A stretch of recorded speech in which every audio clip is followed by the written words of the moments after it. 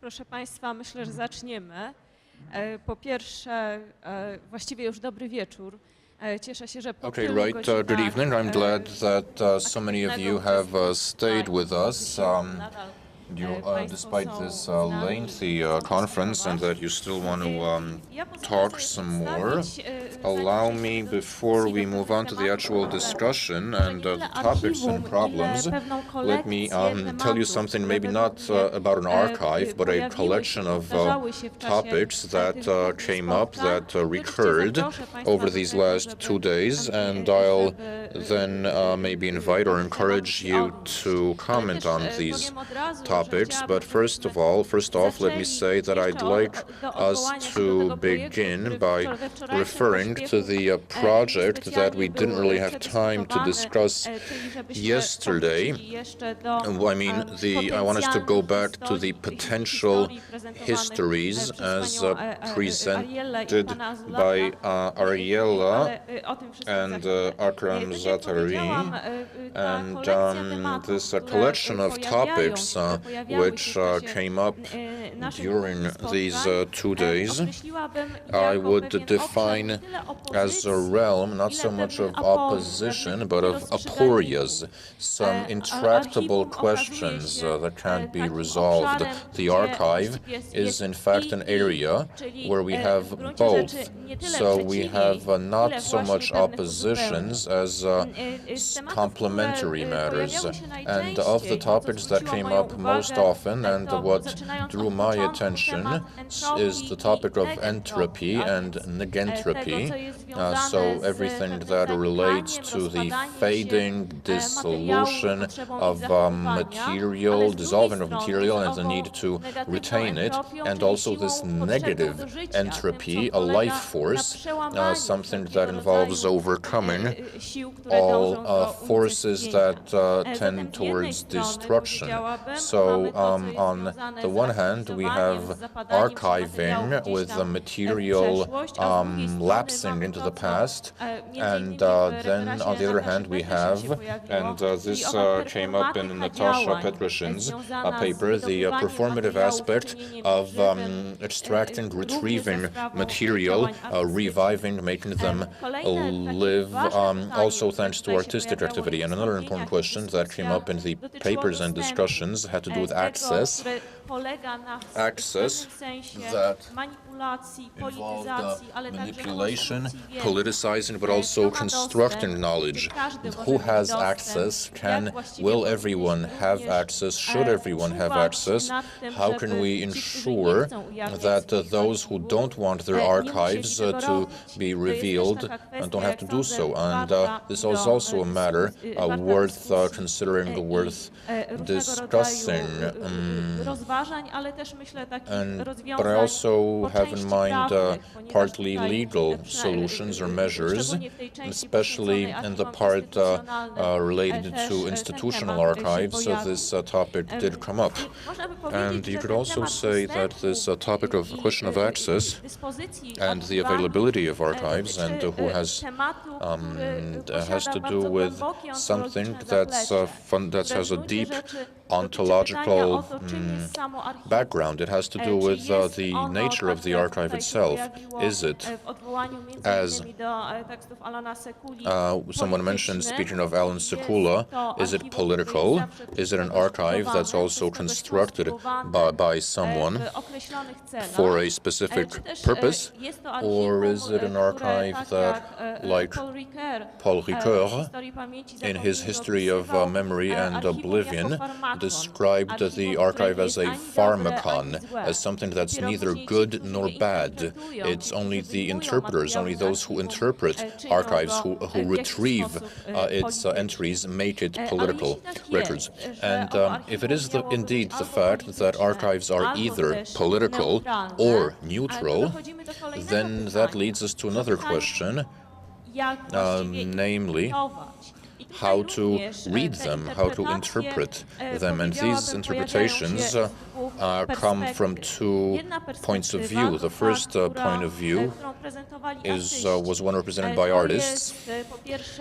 According to this perspective, involves producing documents, handling documentary material to express oneself, to interpret the material on one's own. But on the other hand, we have the perspective represented by institutions, which need to take those records, that material, disseminate it, bring it, make it public, secure, and preserve it. And this again leads us matters that will come up, hopefully crop up, questions of ownership, copyright, and how artists, even artists who have an archive available, a rediscovered archive of found footage, how can artists process that? Are they allowed to do so? Should not the first thrill with the found footage, so is that still as innocent as we felt it was even in the 80s or the 90s? It turns out that archives are an area, well, a realm of dispute, but contention, but maybe not opposition, because certain problems will continue to come to the fore. And trying to get a grip on this material, trying not so much to summarize it, but to highlight certain strands, I want to ask my first question. I want to direct my first question to osób prezentujących temat potencjalnych historii, czyli panelists on the potential history panel, the Arab Image Archive, and if these potential histories are there to be discovered, don't you think that they would be a presentation here of a very strong conviction that archival images are never innocent? That they're always entangled in historical discourse, and if we want to build this potential history, then we need very clearly to define our own position vis-a-vis that material that we will be constructing. Well, the Arab Image Foundation, as I explained, I mean, the material, the Arab Image Foundation did not inherit any material, and the archives that I really don't like to designate its collection as an archive. Maybe with time, someone would designate it as an archive. But these are collections that came in sometimes as very tiny collections of 2 pictures, 3 pictures, 4 pictures, 6 pictures, and have gone through the process of very subjective selection by the people who brought them to the foundation. So their existence in the foundation is an extremely selective, is an outcome of an extremely selective process, predominantly by artists. So they arrived there as the other side of an art project that existed elsewhere. And the ambition of the foundation, whether it achieved it or not, is can an art project have another facet that could be a public facet? Can an art project and I always give them the violent example of, imagine a filmmaker finishes a film but makes all the rushes available to the public for all sorts of uses. So it's that kind of differentiation. This is why I don't call it an archive. So a position vis-a-vis politics, I'm really not, I don't feel that concern. As an artist, of course, I do have a position, but this is not my responsibility towards that collection or that archive. I do my work, I do my field work, and whatever comes out of it exists in 2 bodies. One is the collection of the Arab Image Foundation, and the second one is a video, is a film, is a book, is an exhibition, whatever. And that's really like a unique, I don't know of a collection or a public collection that functions like this. First of all, I think that there are no innocent images, but there are no criminal images. We have to think that images are fragments. and we articulate these fragments in other discourses. And discourses are always not innocent. But images in themselves, I don't think that we can classify them either as innocent or as criminal. And concerning my project, what I tried to present yesterday as potential history and based on the two archives that I created, is that I suspect the political philosophy with which we approach images of our past is not innocent at all. And the political philosophy, modern political philosophy mainly, and I'm speaking about modern political philosophy from the 18th century, the use of terms like citizens, non-citizens, refugee, illegal persons, sovereignty, all these terms are situated in a knowledge that was produced in the 18th century, that produced allegedly universal knowledge, allegedly universal categories, but actually this universal language camouflaged a differential rule. And it started in the French Revolution with the exclusion of women, black and poor. It was also in the American Revolution with the exclusion, of course, of slave women, etc. And we inherited this discourse to our democracy and to our approach to photography. And what I'm trying to do, not only in what I presented yesterday as case studies or as specific archives, what I'm trying to do in general with photography, that I claim that photography, the practice of photography or the uses of photography enable us to reshape our political language, to reshape our political philosophy, and to invent new concepts with which we can approach photography and account not only for what was framed for us to see, but account for this practice of photography in which also the other population, which were always ruled differentially than us, whoever is us and whoever is them, inscribe themselves also in these photographs.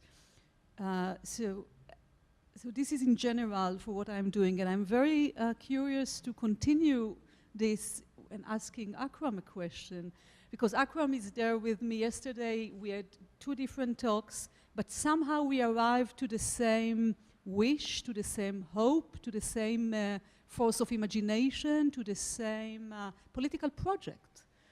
And I think that Akram defined himself as an artist, so he's telling here, as an artist, I don't have a political vision, but I think that it was very clear that we share the same political vision. And I understand why Akram say, I don't have a political vision, because I think, and now I'm coming back to what I try to say about reshaping political concepts or reshaping political philosophy, is I think that the way that we usually use the terms in relation to photography are not innocent. And what I think Akram is trying to do is not a political project on that sense. It's just to change the terms. And this is where I think we are we shared yesterday the same position. Okay, so I would like to ask a little bit further with that, because I wanted to ask my question starting exactly with what you said right now, that I had the feeling yesterday during your presentations that you were working from two sides towards the same end and towards the same vision or towards the same horizon, that of, I don't know, instating or reinstating some kind of commons or community in a place where there is division, and that it has been constructed in a certain way. And well, in a way to start anew, if I may call it like this in scare quotes, of course, but the tools you use for that are historical. Both of you approach each other facing backwards in a way. Akram also, he makes extensive use of oral history and of archives, talks to people, works with memories and recollections to recode a certain narrative or a certain reality. And you did the same. I mean, you worked with a certain archive of pictures, trying to rewrite them. So do you think the only way to go further is to work through this history or rewrite this history, or I don't know, get to terms with the ghosts in your own house, so to say?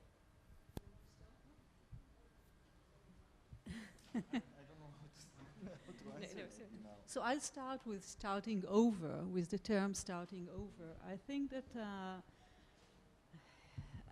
I always come back to the French Revolution.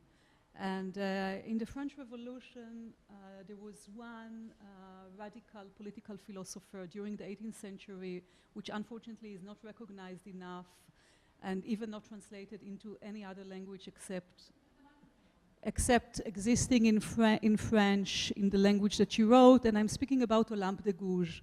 And Olympe de Gouges was one of the rare figures of the French Revolution which opposed the beheading of Louis XVI. She imagined starting over after after monarchy. She imagined another starting over, that you have to deal with the ghosts. You have to keep them alive in order to create a new kind of common sense. A new kind of common sense, and I'm using here purposefully the Kantian term of common sense, not in the way that Kant used it, but more in the way that was used later, as something that we share together, around a particular event, which is what is unbearable.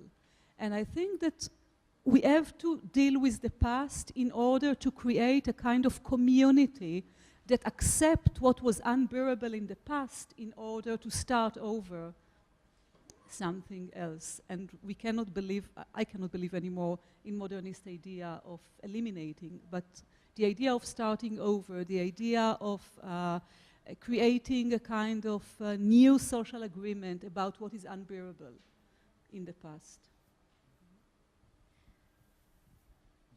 To może ja powrócę do jednej kwestii, o której też mówił Akram, i uczynię ją, że tak powiem, przedmiotem dyskusji trochę w szerszym gronie. Wtedy, kiedy pojawiło się takie sformułowanie i właściwie zastrzeżenie, że to, co pan robi, nie jest archiwum, jest pewnego rodzaju kolekcją.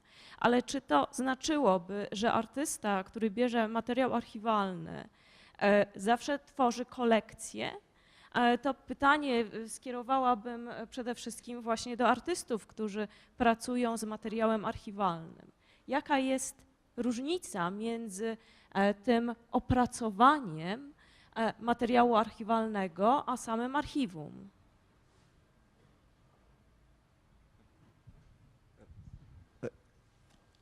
That's exactly when the artist himself hesitates to call it archival work directly. I would say a lot of this fascinating, important work is work on memory, or it's called historiography or counter-history. Maybe we should not overextend the word archive to apply it to all kind of memory work, and so call it para-archival or not even archival at all, because the artists don't feel well when they are forced. There is something like an archival science. They have well-defined notions of what archival work is. According to this criteria, it's not archival, and you don't claim it. So let us not mix it, huh? Yeah. Yeah, thanks.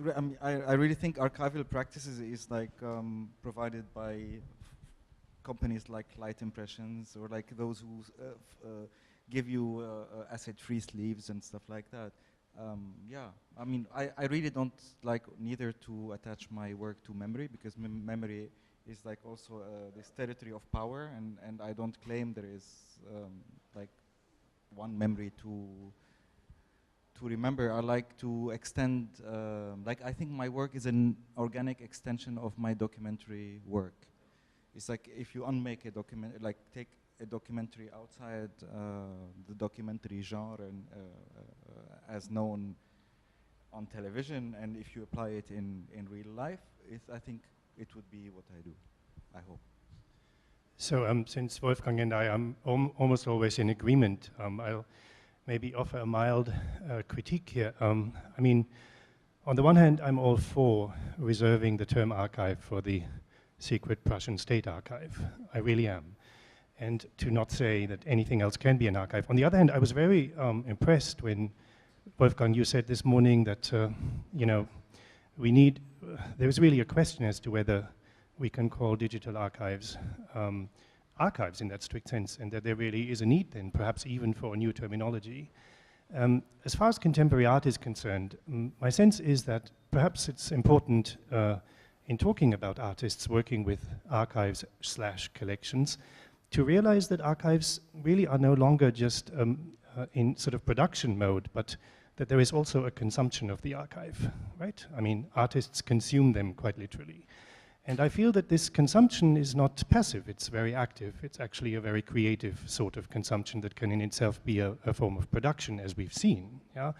But the archive as a sort of an object to be consumed, for better or for worse, maybe if we look at it in this way, then the idea or the terminology, whether it's an archive or collection, matters less than the way in which the archive, the artist works with it. Yeah, so I do understand the concern, and from a strictly academic point of view, I'm much in favor of reserving the term archive for a very limited series of administrative procedures.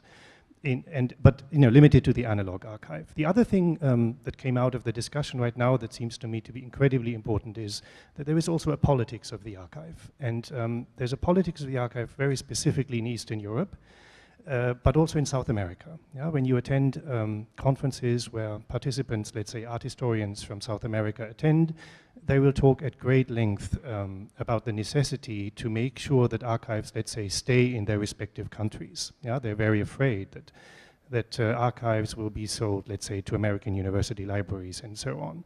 So the question of the politics of the archive seems to me to be incredibly important, and the only people who really talk about it at this point in time are not academics, but artists.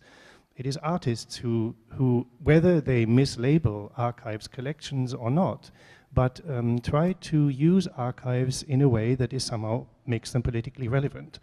And I find that very impressive. The last thing I want to say is that the other thing that came out of this discussion today is that there is also and again, this is sort of a little bit of a bone of contention because we seem to have concluded today that archives have nothing in common with bodies, which incidentally contradicts a little bit the rhetoric surrounding archives in the 19th centuries, yeah, when registries were referred to as living bodies, and the archivist quite literally was referred to as somebody who intervenes in a defective registry as if it was a living body, like a surgeon does.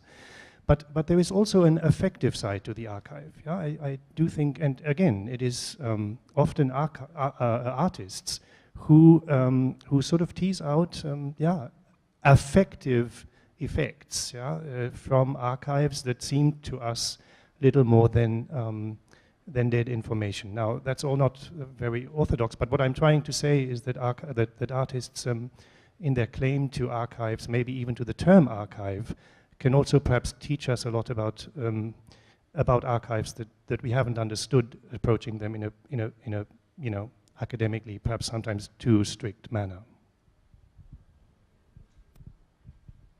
I want to intervene in this discussion about archive and collection. I understand the distinction that you made this morning between archive and collection, but I think that when you say that let's use archive only when we are speaking about state archive, what is implied in this claim is that we reduce the state only to the sovereign power, exactly as we did from the 18th century. And when I think about the state, I would think not only about the sovereign power, but I would think also about the citizens. And I think that I say it in relation to the archive that I'm creating. I am insisting on the fact that I'm creating archives and nothing else. I'm creating archive because what I would like to do is to create a new surface of appearance. And in my definition of archive are not defined by the entity that owns them. Either it is the state or something else. In my definition of archive, half of it is coming from Foucault and this idea of creating a surface of appearance. Archives define what can be seen through the archive. There are objects that cannot be seen even if you will brush them against the grain 10 times. They cannot be seen through certain archives. So for me, what was essential in the creation of the two archives that I created is not only finding sporadic images here and there in order to narrate the history differently, but to create a new grid, to create a new surface of appearance through which new objects can appear. And the second definition, the second feature of the archive, which is important for me to complete this, is that an archive is something that creates a new surface of appearance through which objects can appear, but it can be all the time extended, and what it contained transcend what one person can handle by himself or by herself. And these are the two features of the archive, and the way that I would like to see archive, even if I keep this distinction that we should associate them to the state, so I don't want to reduce state to sovereign power. May I ask you just a quick question?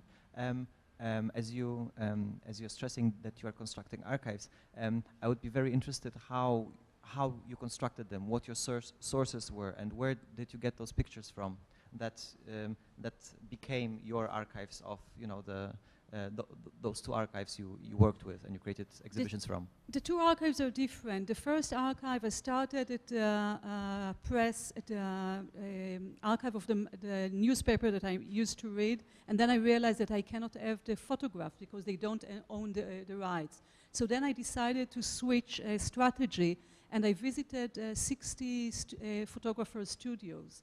And through this visit in 60 or 65 studios, I collected something like a few thousand of images, from which I classified only 700 to this archive.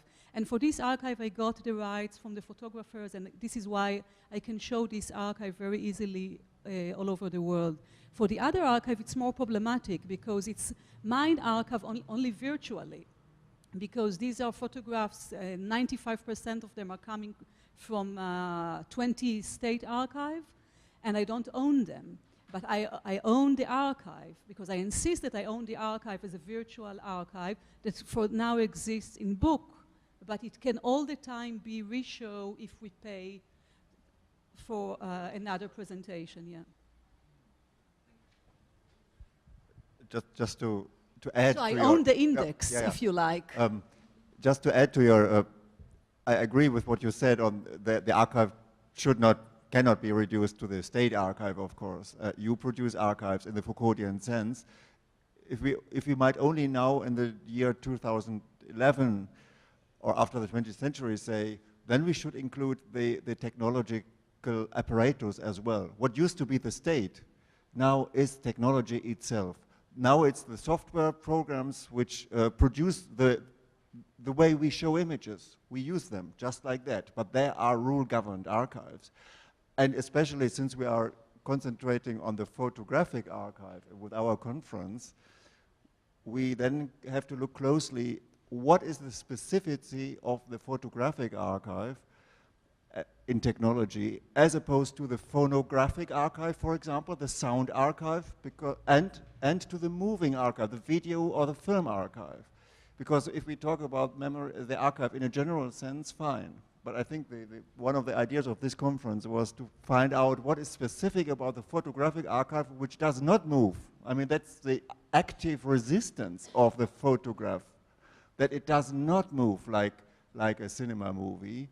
And it does not speak like the phonograph or the magnetophone record. This archive is silent and does not move. And this is a fascinating feature of the photographic archive, I think.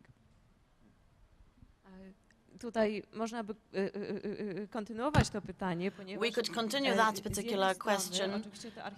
We could continue on that particular question because on the one hand, these archives are presented as being silent, and that is what Alan Sekula said.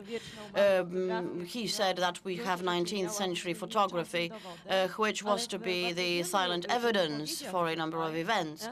Nevertheless, during this conference, I have heard many comments which I find both interesting and confrontative to that perspective. We have begun talking about emotions. Which have cropped up when we were talking about Mihailov. And when we gave the floor to representatives of institutions collecting archival documents, when all of a sudden it turned out that those archives are emotionally important to those who all of a sudden recognize themselves in photographs, who can all of a sudden reach their own past. And I do believe that at this point in time we should stop and think whether the conflict between the anonymity of the archive, of the catalogue that is deposited in boxes and cabinets and what have you, could actually be blended in with the emotional context that transpires in the social use of the archive. Would any of you care to comment? If not our panelists, then possibly someone from the audience.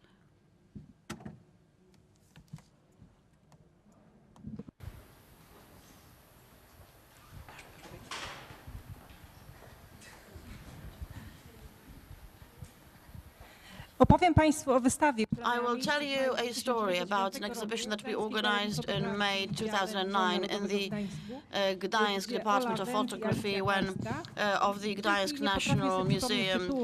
Ola Wendt and Alicja Karska had organized an exhibition. I do not recall the exact title, but you can find it on the web. The exhibition was organized as follows. The gallery walls were covered with photographic frames, whereas they were empty, whereas all photographs were shown on a video screen, on a screen that showed the hands of a photographic technician who was handling the photograph, and he was fingering the photographs, picking some of them up for exposition or to expose them. I had been an employee of that gallery 2 months before the exhibition was organized. I walked in and I thought, oh, someone went completely bonkers. They didn't put the photographs up. But when I left the exhibition and I had some time to think, I decided that those girls, the authors of the exhibition, had used different tools to do exactly what I had been doing for 10 years when I had been organizing purely historical exhibitions. Every photograph carries an emotional content and an emotional context about who did what and where, because otherwise that can only be visually attractive to a certain extent. For example, let us imagine that we're going to take a look at 100 photographs that we know absolutely nothing about, and that are quite average in terms of their visuality. After photograph number 20, we're going to be bored to death. But only after we know what the photographs are all about, we can actually relate to that photograph in an emotional way. I do not know whether you are going to agree, but being a museum specialist and a historian, I always try to give an emotional context to photographs, among other contexts, because every photograph involves human tragedy or human joy.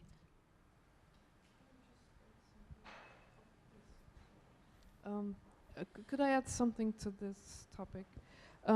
I actually wanted to try to connect what was said about collections that artists produce or people close to artists produce, and what you called emotions, but actually we have to distinguish between emotions and affects. That's not exactly the same thing. So I'll try to explain what I mean. You see, when a photographer takes a picture, obviously he's moved by something. I mean, something makes him take the picture. Obviously, it is an emotion of sorts. And the same, I think, holds true for a collection, because a collector always invests in those items that he finds. He's a detective. He looks for those items. He is impatient to find the right thing. He finds them and assembles them in his own way, according to his emotional understanding of the subject. But it is not enough to invest in the collection or to take an emotionally loaded photograph, because it may remain completely unnoticeable. That is to say, it may just be translated into another form of the studium, as Bart puts it. That is another form of just an image that would remain below the level of recognition. I mean, that would not become meaningful for spectators as a collective. Now, there may happen this moment of transition, and it happens with good collectors and good photographers. I mean, good not in any, sense of supremacy or whatever, but they just do the right thing. That is what I'm trying to say. And by doing the right thing, they happen to translate this initial move or drive into what I have called structures of feeling. Now, structures of feeling belong to no one in particular, but they already form a certain community. It is through these structures of feeling that we define ourselves as spectators, because it is the structure of feeling, or the structures of feeling in the plural, that come first, and then only do we become individualized through them as spectators. That is to say, community precedes individual perception. And this definitely has to do with experience that a generation goes through.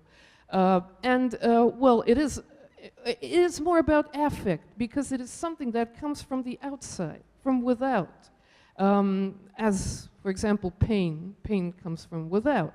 So, but also it is a moment of recognition, because this is when we say, yes, yes, I know what this image is about, without actually being able to place where this knowledge is located in the image.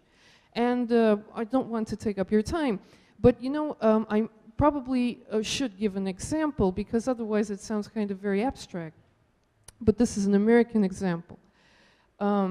When I mentioned, I began, talking about this the other day, but when Cindy Sherman produced those film stills, supposedly dating from the 50s, I mean, that was fiction. Those were fictional things. These films never existed.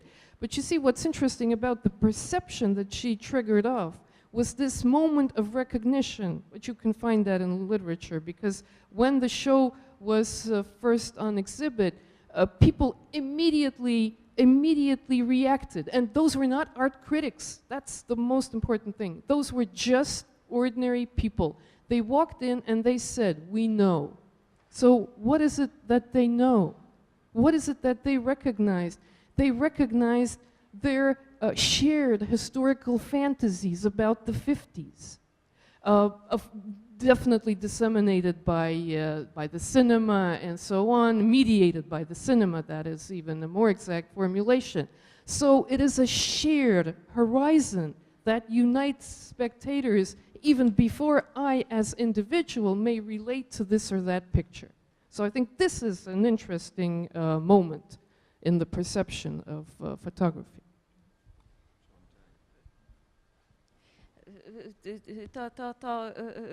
Co tutaj się pojawiło, jak sądzę, What's been said here, I think, has a lot in common with a concept that came up a lot of times, Benjamin's optic unconsciousness, where the images kind of orbit and are recognized. Prosimy, John, tak? Sorry, I had to put my earphones on. I'll speak from the back. I mean, it's a pity that the panel has now turned its back on the audience after such a weekend of opening. It's now closed again around the circle.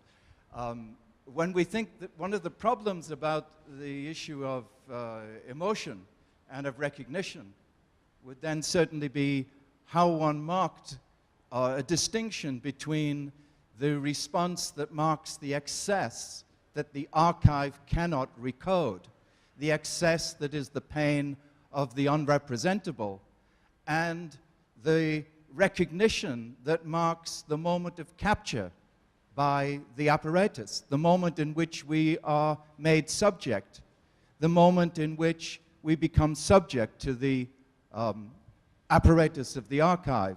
And that is why, while agreeing with so much of what Ariella was saying about turning the archive round, and my sense about this conference is that the great pleasure and strength of it has been its attempt to think the structure of the archive, what the archive does, while simultaneously trying to think the undoing and the transformation of the archive. I think that was what was extraordinary and so strong and so pleasurable. But undoing the archive is not just a matter of reconfiguring its objects, because the surface of emergence that Ariella has talked about so pertinently and poignantly is the surface of emergence of the subject. So how does one speak to the subject that is always already captured by the apparatus of the undoing of that? That raises, on the one hand, the problem of the audience, of why the book is only published in Italian. Could it find an audience? Could it be heard? And it also raises the question of the violence of the undoing, something to which we would also have to attend, since to escape one surface of emergence as a subject only to be violated in another way. And for me, the last body of work we looked at, perhaps speaking as I think what the speaker defined as the category of an old guy. So speaking as an old guy who actually likes exercise, I experienced the violence of resubjectification in a space that was unlivable to me, so that I experienced the pain of the unrepresentable all over again. So this is the problem, that the pleasure and the recognition could equally, it could be the mark of that which is beyond the coding of the archive, or it could be the mark of that very moment in which we emerge within the archive as the archive subject.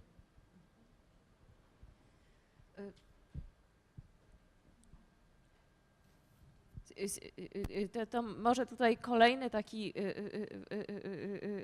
kolejna kwestia, która wynika trochę Perhaps another matter that relates to what was just said. I feel that often the archives are freed of liberate themselves from their maker, and archives are seen as collections that exist independently of those who contributed to their establishment. But on the other hand, archives are always identified not just by their utility, their purpose, but also by the name or of the person behind the collection. The person, when we talk about the French police archives, Bertillon's archives, we call them. When we talk about the Czech photographic, the Langhans archive, this was an archive created by someone. So perhaps shouldn't we always bear in mind the person, the operating, the agency behind the archive, the person in charge or subjugating these subjects that are later incorporated into the archive. And a question, this might have been a question to John Tagg. Perhaps you'd like to comment on that. I think I had my say, so. Okay.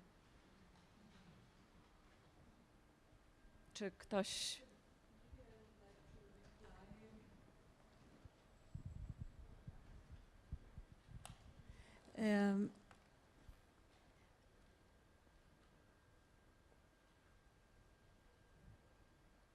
Any archive produce what we intend to produce with this archive, and of course an excessive of involuntarily products, and subjectification is one of them. The archive produce subjects. No, I will formulate it differently.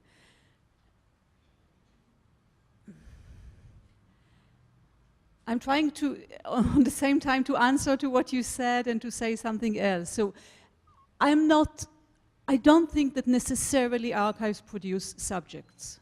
Let's start with this. And I think that on this we might have a disagreement. But I do agree with you that any archives mark what is not represented in this archive.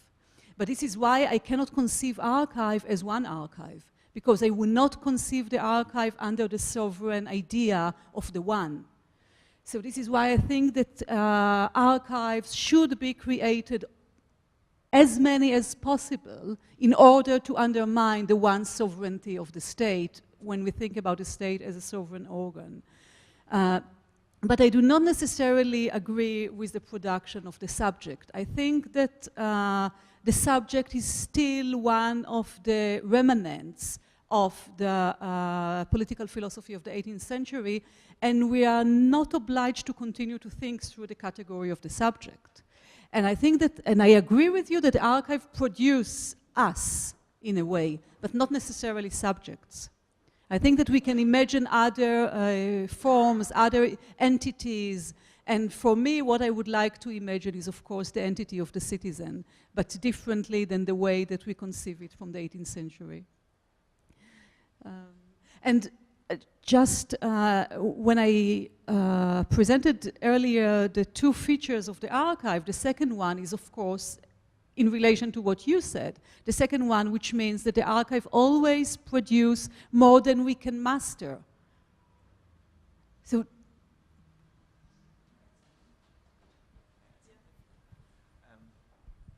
maybe the discussion about Kicheland was actually a good idea or a good starting point about thinking about the undoing of the archive and through its reconfiguration, because here we have had a story about something that is in an archive, it is represented in an archive, but it is unacknowledged, and through acknowledging this archive, I mean, I'm thinking about the IPN, about the Institute of National Memory in Poland, where you have a lot of information about Polish citizens, okay, and about who they were and what they were doing, and which was put to repressive uses over and over again, and now because the story, those pink files that are not addressed within, I mean, were they addressed, it would. Or would it, maybe this is a question, would there follow a radical reconfiguration of the archive and a radical reconfiguration of what we can think about the past?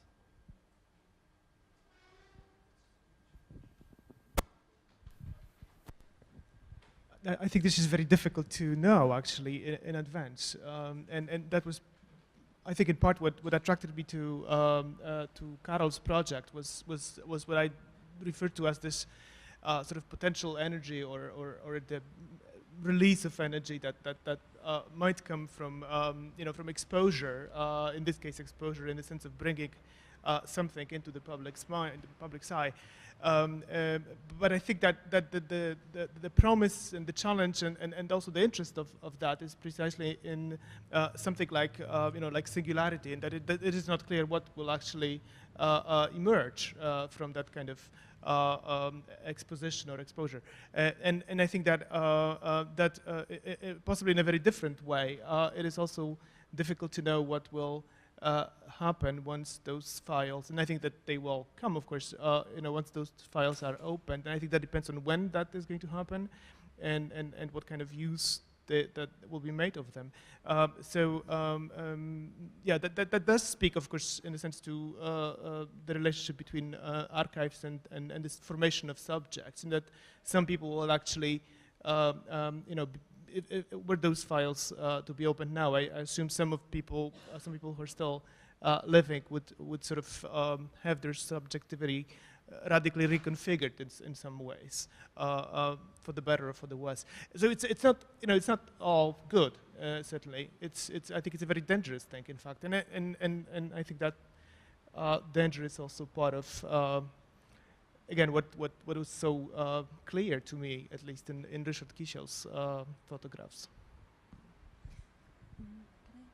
I would like to refer to this claim that archives should be constantly created. I would add to it that I think that archives should be also constantly recreated.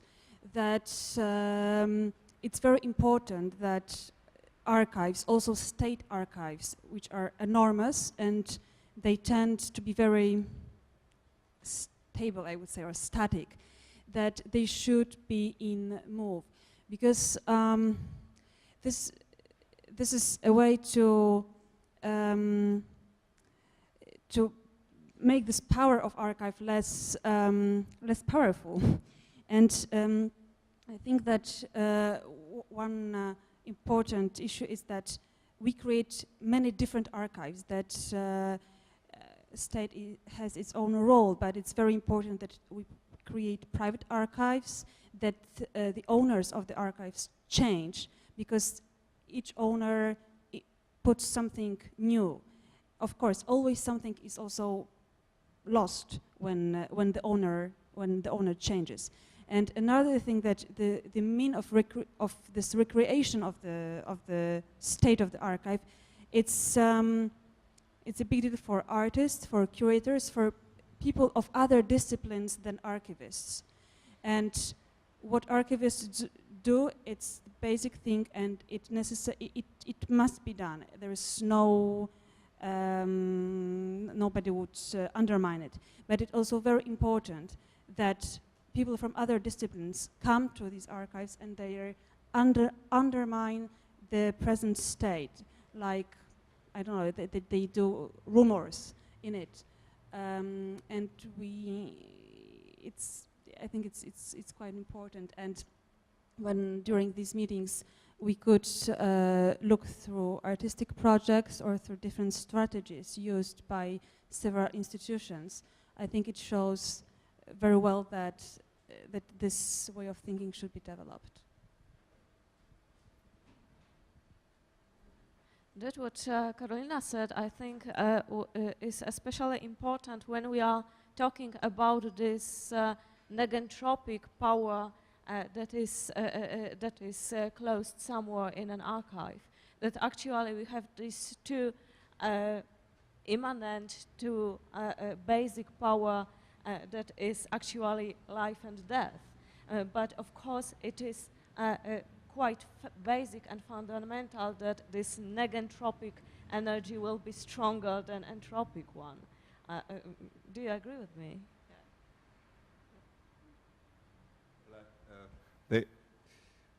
Sigmund Freud actually took this notion of entropy when he talked about the drive to death and things like that. I mean, and Willem Flusser, as the current media philosopher, he retook this notion, and he says, like the Russian semiotics did, Lotman and others, culture as such is a negentropic effort against the dissolution of things. I mean, and we are part of it actually now. So, in a very generalized sense, the archival negentropy is culturally very poetic indeed.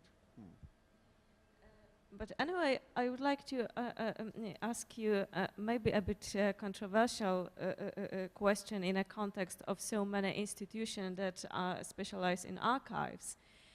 But I would like to recall a theory actually from the late 80s about musealization by Hermann Liebe, who actually wrote that we are in a state of musealization, and the more museum and archive, he didn't talk about archives, he talked mostly about museums, but the more museums we create, the more past we produce.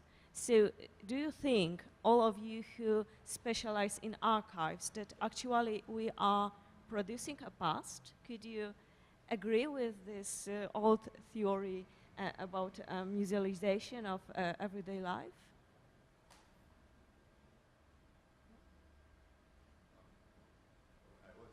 I have to say, I was a bit afraid.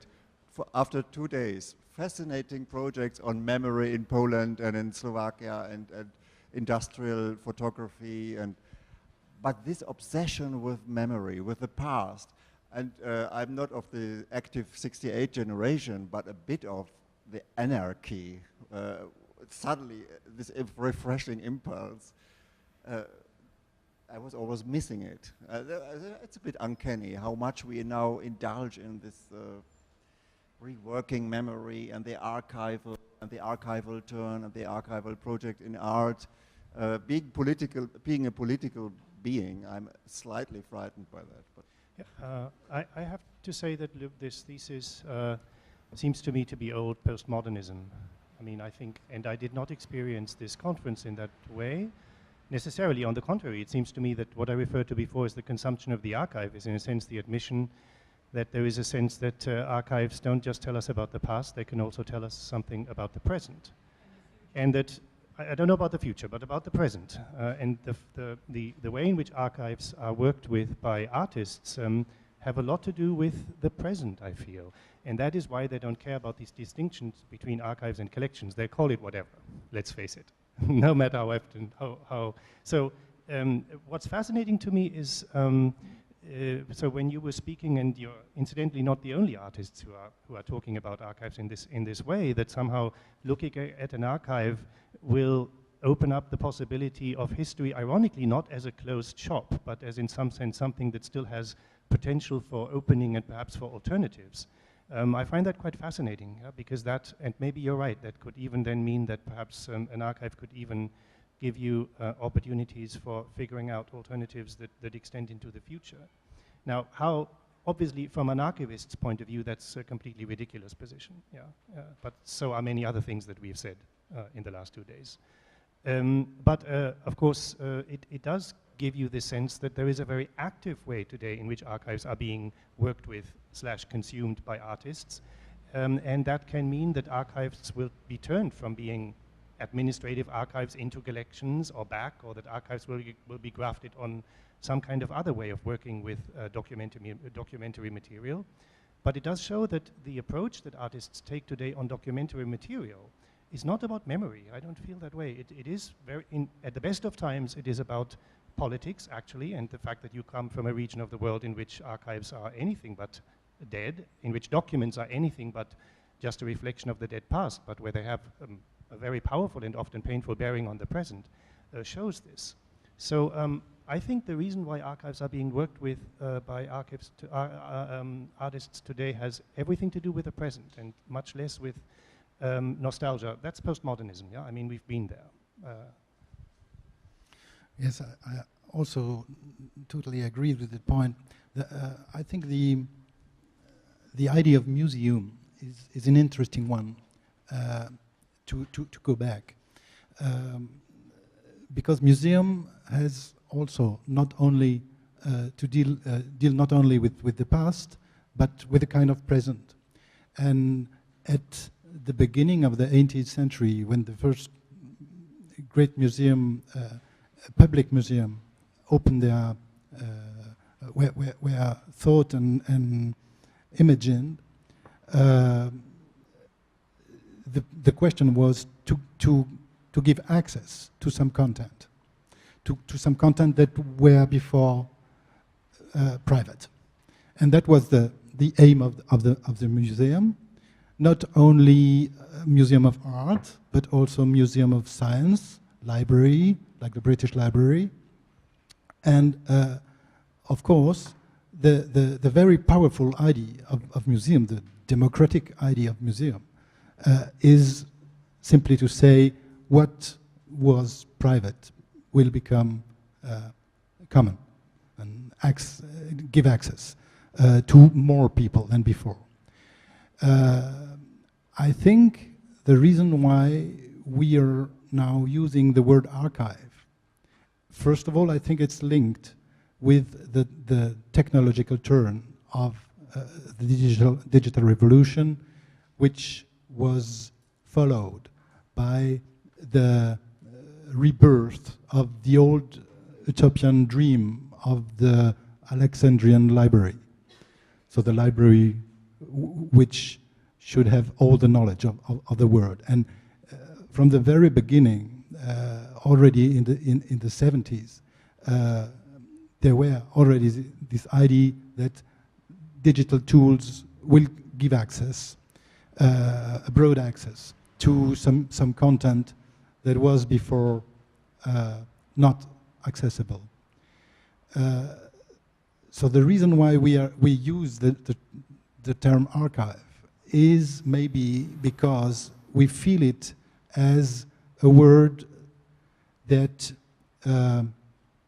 signifies the common dimension, the public dimension of contents. And as Wolfgang said before today, archive was something secret. That was the natural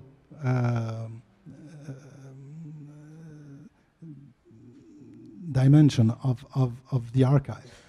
But in fact, we don't use anymore this term in the sense of something secret, not accessible. But on the contrary, we use archive to signify its public character instead of collection, for instance. Collection could be something private. But archive means, in the realm of the digital revolution, a new content made accessible. The point now is, the second point is, what about images?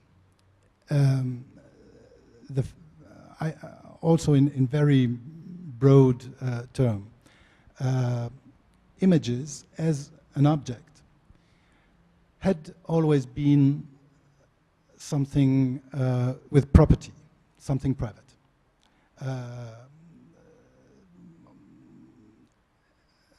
Much more than text, for instance. The fact that even on a juridical level, on the level of right, you can quote a text, means that you can appropriate the text and make it your own thing and quote it, use it again. And that was never possible with image before digitization. So the new status of image within the digital world is to become a public content, and that's new for images, not for other content. So I think what happens to us is the new idea of the Alexandrian Library for images, which was never possible. When we thought about the Alexandrian Library, we only thought about texts and books, because it was simply not possible to dream of a common archive of images. I don't say that that is now possible, because technologically it's very intricate. But one thing is, this dream exists now. Couldn't exist before. But the idea of this new accessibility of image is now in the center of uses. Something like Google Images was something totally unthinkable 15 years ago. And what brings Google Images is something totally new. It brings this open access, or what seems to be open access, because of course, that's a question of museum. Behind any museum, you have someone that had chosen the content. All right, that's true. But as a matter of fact, for the user, for the people who come in the museum, it is better to have access to a new content than not. So the world is better with museums and without. And that's also what we can say about Google and any other big industry, and who, of course, has a power. But users do something else with contents. And that's also something interesting we can see. And I think that's why we use the term archive. Yeah, I just maybe comment to your question why there is not enough punk or anarchy in the archives. I believe that in Central and Eastern Europe, the institutions don't have human and economical power to reshape or reconstruct the archives. So basically artists are maybe taking over, and since the weight of those archives, which were not researched because nobody was researching. It's so heavy that they are still, maybe those projects are very serious and very political, that the weight of those archives which were closed is so heavy that there is not enough punk or anarchy in the approaches to those archives.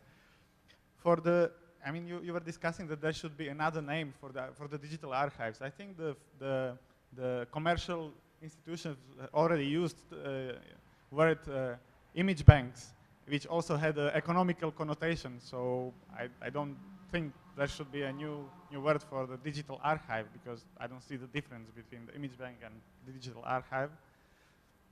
And for the musealization, maybe I was 2 years ago in Switzerland to do the research in photographical archives and collections in some institutions, and I was overwhelmed by the obsession for possession of the past, which felt to me, of course, I mean, there is a power structure and economical structure behind it, but I mean, that obsession was really overwhelming. But of course, maybe it comes from the economical power of the society, as a Swiss society is, that they can really own it and they want to own it. This past, which was only in photographic archives, but I'm sure also in other archives. Yeah, I just wanted 2 short comments in relation to what André just said. The first, it's true that Google Images allow us to have access to a large amount of images that we could never have access earlier. But unfortunately, we have a private access. We can rarely share it, because once you want to publish it, once you want to share it with others, you have to pay such a big amount for the rights to buy these images that it makes it's impossible. I just recently wrote about the Egyptian revolution, and I'm unable to publish my paper because it is based on 40 images, and I don't have a fortune to buy 40 images in order to share it with the public. So Google Images is wonderful as an academic tool to share with students in class, because you don't infringe the copyrights, but when you want to share it with the big public, it's becoming more complicated. In relation to Google and to the discussion, John, that you had this morning about the common, how can we restore the common in relation to Euro, there is a very wonderful or amazing website called Schmoogle. And Schmoogle, and the idea of Schmoogle, and I recommend you all to access Schmoogle. The idea of Schmoogle is that it retrieve the same, the entries from Google. It thieves from Google the entries, and it gives them randomly to public access without the indexation of Google. So I just recommend to use Schmoogle. It's a way to overcome the indexation and the censor of Google. Maybe we'll give a last opportunity to an audience, and not only to panelists, to ask a question or add their own comment. Nobody? No.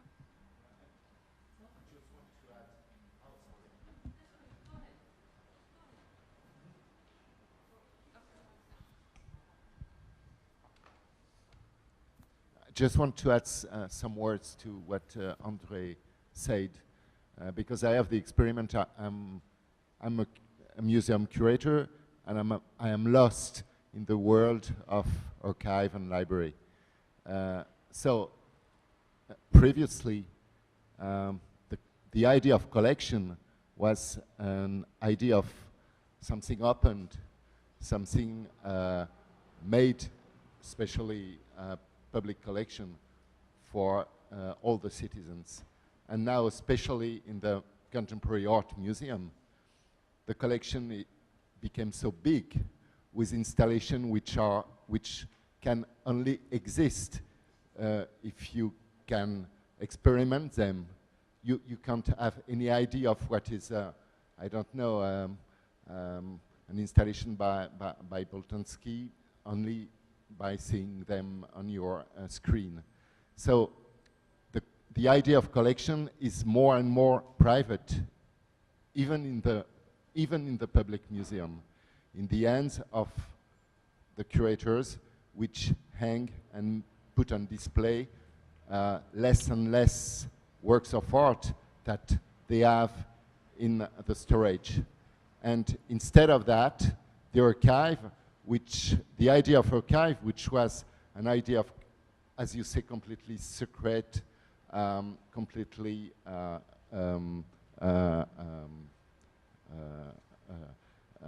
inaccessible, is now exactly the contrary. So it's a huge difference. It's a huge evolution even in the common sensibility of the people. And these 2 days about the idea of archive should never have existed with the idea of archive, but certainly with the idea of collection maybe 10 years ago. If I just may answer to your both comments, the question of access and the question of right is the same. So, of course, all these constructions are paradoxical, and we never get neither free access or full right, especially on images. But the fact is that there is a new dynamic, a new direction that goes in that direction. For instance, you said, okay, Google gives us the index, but not the images. What is true? But first of all, Google doesn't have the right to do what it does. On the copyright issue, it's forbidden what Google Images do. So he takes the right. He don't wait. The use overcome the right. And then you have to, what is on the side of the use, a new thing is to connect now Facebook with Google.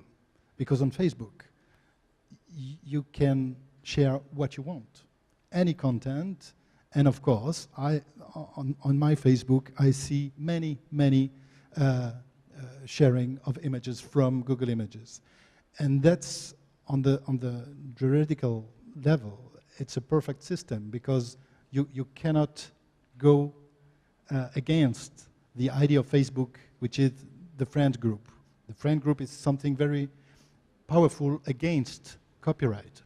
So you see that users always gain on the same direction, that is to get access and to give the users appropriation, because the question of property is, or access, is when you can do something with content, then it can be yours.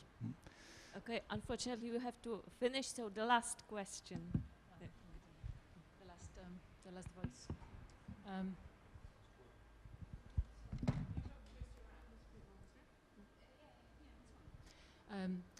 Two minor points, perhaps. Two minor points. One is, I think I've heard the call for sort of an artistic disturbance, or necessity of artistic disturbance to archives. Perhaps there is also a value in a kind of forensic attitude, because the moment we enter any kind of a body, we disturb it, and we should be, or we could be perhaps, or there is a use in reflecting on what kind of disturbances we are creating, because sometimes the things we do not recognize actually matter, and sometimes the things we do not recognize as mattering as yet, if we look closer, they actually may become the most important, or important for a specific point.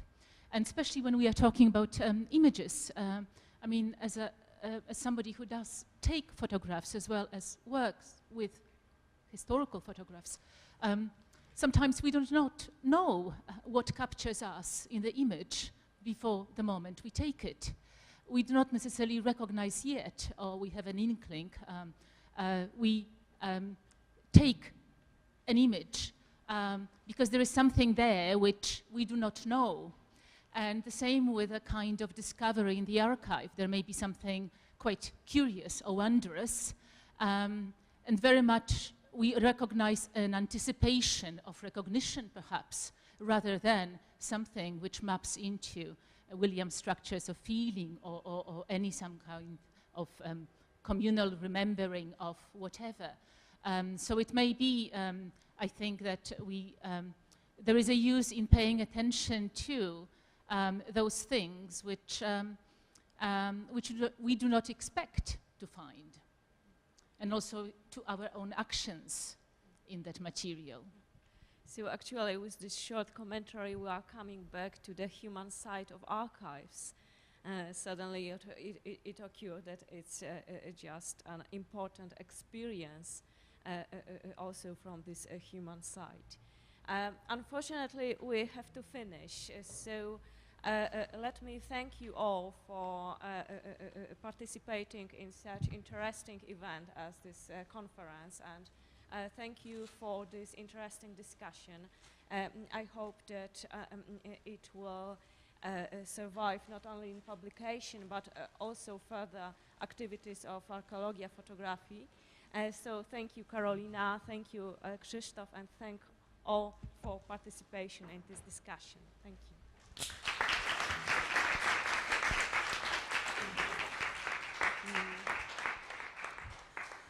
It's time for thanks.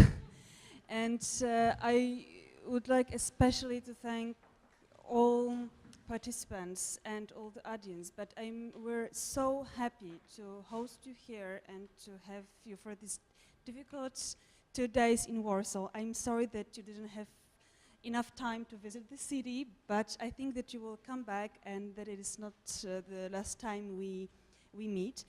And I would like to address my really great thanks and great admiration to work that Krzysztof Pijarski and Piotr Słodkowski did. They were working for Krzysztof, it's over 1 year that he was working on this conference, and he did really a great job, and I was very happy to have you in the foundation for so many months, and and that we could do this conference with you. And it's the same for Piotr, whose work is perhaps not so spectacular, but the fact that everything was so well organized and that it worked, it's really great thanks to Piotr.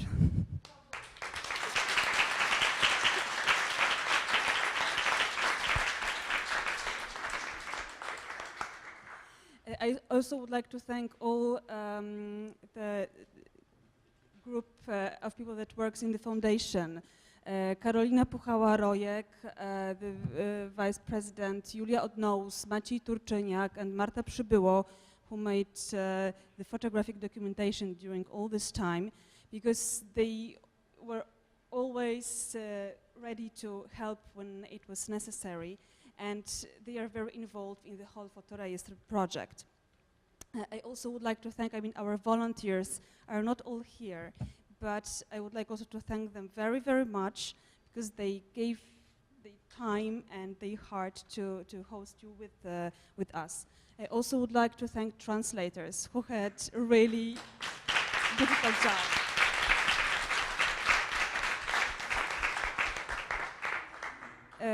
Thank you. It was not easy, I know, and the days were very long, but really thank you.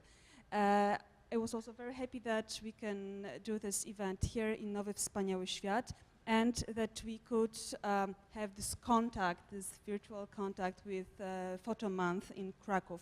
So thank you, both places. So it's how I would like to end, and I really hope that we will continue some less complex cooperations or less demanding cooperation, but that our contact will continue.